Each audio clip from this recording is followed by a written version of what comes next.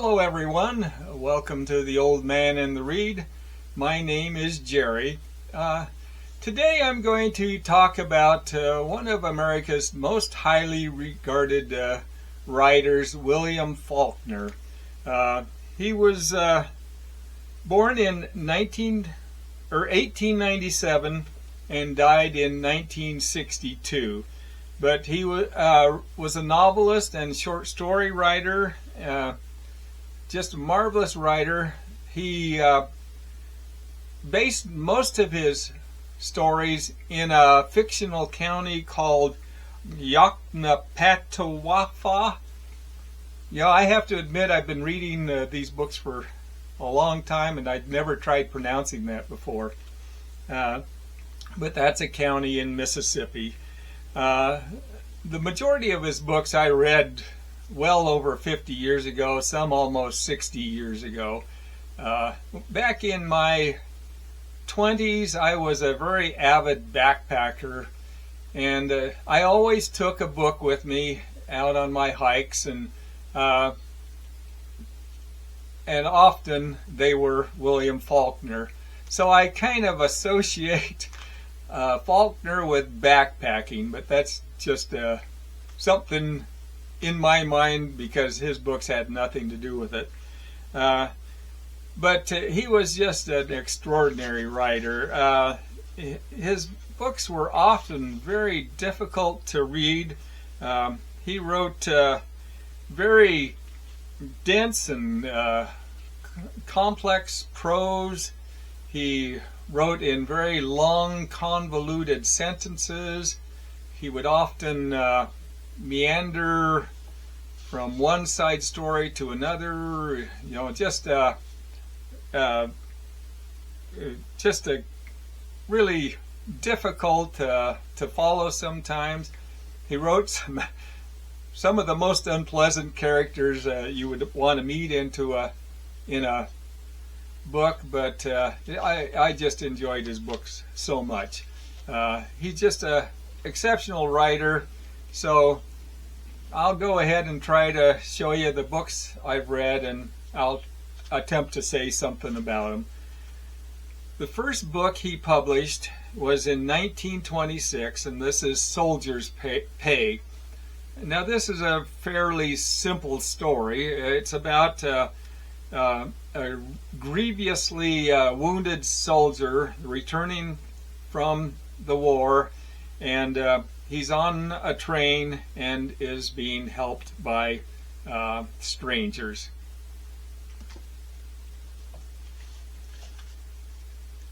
The next book I have was published in 1929. This is Sartoris. This is about a man, Bayard Sartoris, who has returned from World War I. Now, he and his brother had enlisted to fight in the war, but his brother was killed, and so Bayard feels guilty about that and has some suicidal tendencies.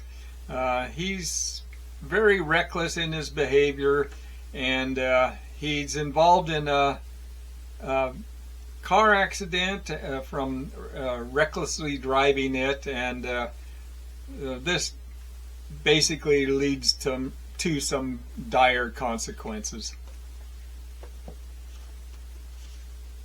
In 1929, he published The Sound and the Fury.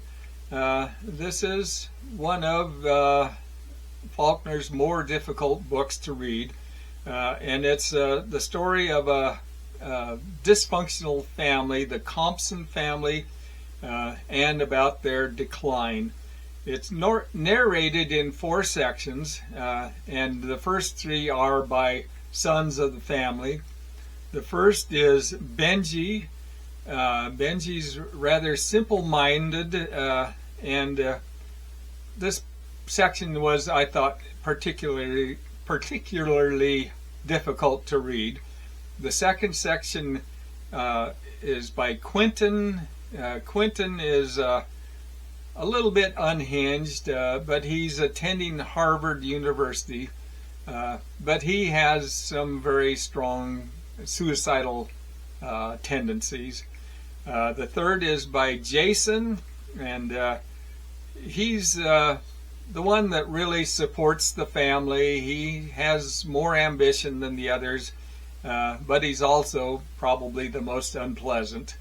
And the fourth narration is told by Dulcie. She's an older family servant, and she's the one who basically holds the family together. There's a couple of other very significant characters in the book. One of them is Caddy. She's a sister, and she's pregnant. And then the mother, Mrs. Compson, who constantly thinks that she's about to die. In 1930, he published As I Lay Dying. This is about a family that's traveling through Mississippi in their wagons to bury the mother. She's in a coffin in the wagon. The story is narrated by each member of the family, and it's really a very dark comedy, but it's about their travels that takes about 9 days to get to their destination, and the wagon starts stinking before they actually get there. In 1931, he published Sanctuary. This is a story about a man who murders another man. Then he rapes a young college girl named Temple, and he puts her in a brothel. Then later, the wrong man is tried and convicted for the crimes. It's really a dark, bleak story, but and there are really no characters in the book that have redeemable qualities. But it's a book that Faulkner, I believe, wrote just because he needed something to make some money, and he thought this story would do it. This was Light in August, published in 1932. And this has two main characters, Lena Grove and Joe Christmas. It's told through flashbacks, alternating between the present and the past. But Lena is pregnant and is looking for the father of the baby. The father of the baby is a man named Lucas Birch. But when she gets to Jefferson, Mississippi, she finds him, but he's going under a different name, Joe Brown. The second plot follows Joe Christmas. He's a man on the run for murder and is quite psychotic. He is a man who's passing as white, but he believes himself to be black, and he really can't get along with anybody in either race. There's numerous characters in the book and subplots, and it has alternates from the past to the present. Very complex story, but brilliant.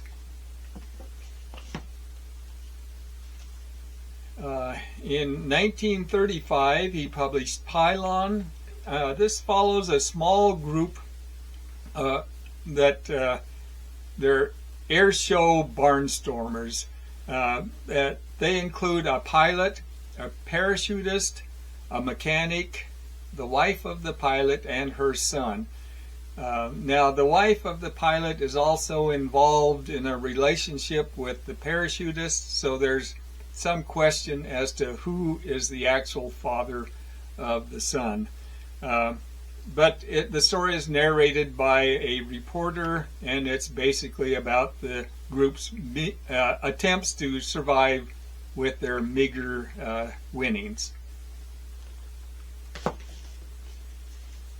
In 1936, he published Absalom. This is another of his very complex books, using lots of very long run-on sentences, but it's narrated by Quentin Compson, the same one from The Sound and the Fury, while he's attending Harvard. But he's telling the story through flashbacks about a man named Thomas Sutpen. Thomas Sutpen had come to Jefferson, Mississippi to build a plantation, but that Thomas Sutpen is another of Faulkner's just very reprehensible characters. The narration goes into some very long asides and has a lot of intensity, but and I thought a little bit of an overuse of the N word, but then Faulkner used that frequently in his books. In 1938, he published The Unvanquished. This is 7 short connected stories featuring the Sartoris family. It begins during the Civil War period and follows on through the Reconstruction period. And it's basically a coming of age story of Bayard, who is the narrator of the story. In 1939, he published If I Forget Thee, Jerusalem, also known as The Wild Plums. But this follows 2 narrations that are interwoven into one story. The first is really just a magnificent story of a convict who's sent out in a boat in a raging flood to rescue people, and it's about him and a pregnant woman then swept away. The other narration is about a young man studying medicine. He's about 2 weeks away from completing his internship, but then he runs away with a married woman. In 1940, he published The Hamlet. This is the first of the Snopes trilogy books of the Southern aristocracy, but it's written in 4 parts. Most of them are almost like separate stories, but it follows mostly Flem. Flem is the son of Ab Snopes, who had come to the community Frenchman's Bend to become a tenant farmer. But it's about Flem's rise, beginning with being a clerk in a store. He marries Eula, and it just tells about his rise in life. The next book I have is published in 1942, Go Down Moses. This is 7 short stories. The first is about a slave named Tommy Toole, who has escaped from the McCaslin family, but they know where he is. He's with his girlfriend Tenning. Then the second story is the fire and the hearth, and this follows Tommy and Tenny when their son has discovered a gold coin on the property. The next story, Plantation in Black, is about a black man who slits the throat of another man and is lynched. The next story, The Old people. This is about a group out hunting who later let a big buck go without shooting it. The next is the bear. This follows Ike McCaslin, and he's out hunting for a giant bear. The next is Delta Autumn, also featuring Ike McCaslin, and he's out hunting with a group when a woman shows up looking for the father of her baby. And the last story, Go Down Moses, it's about a black man in his cell on death row. Let's see, we have 1948 is Intruder in the Dust. This is about a black farmer accused of murdering a white man, but he's shown to be innocent by a white boy, a young white boy, a older white woman, and then a young black boy. But this was written in the 1940s, and it was in response to the murderous treatment that black people suffered under whites in the South. In 1951, he published Requiem for a Nun. This is a follow-up to Sanctuary, but it takes place 20 years later. This is about a woman who's sentenced to death for the murder of a child of Temple, who was the woman in Sanctuary. She was the rape victim, but Temple later tries to stop the execution by confessing to being a part of the murder. In 1954, he published A Fable. This is the story of a mutiny in World War I, and it's basically about Corporal Stephen, who convinces his troops to disobey the order to attack, which causes the Germans then to also not attack, and the top officers on both sides meet to determine how to get the war started again. This leads to the arrest and execution of Stephen. In 1957, he published The Town. This is the second of the Snopes trilogy. This is told by three narrators as they talk about Flem Snopes. It goes from his rise from working in a back alley restaurant to his eventually becoming a bank president. And it's rather a humorous story.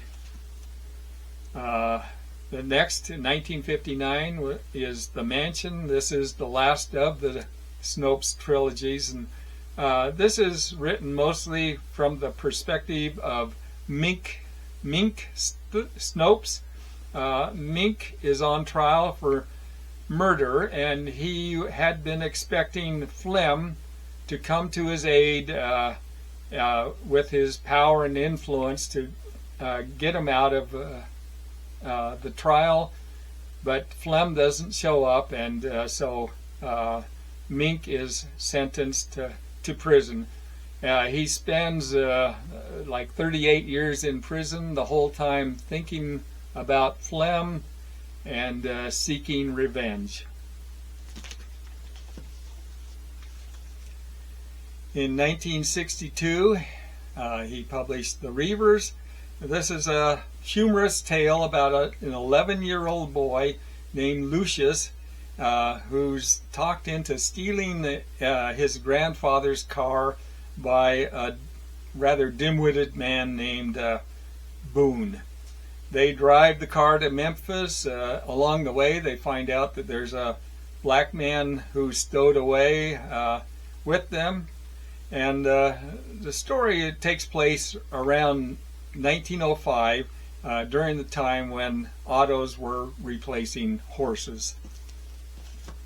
And the last book I have by Faulkner is Collected Stories of William Faulkner, and there's like 42 short stories in it, just some really fabulous ones. But anyway, I would like to thank you for watching the video, and hopefully you'll watch another. Thank you.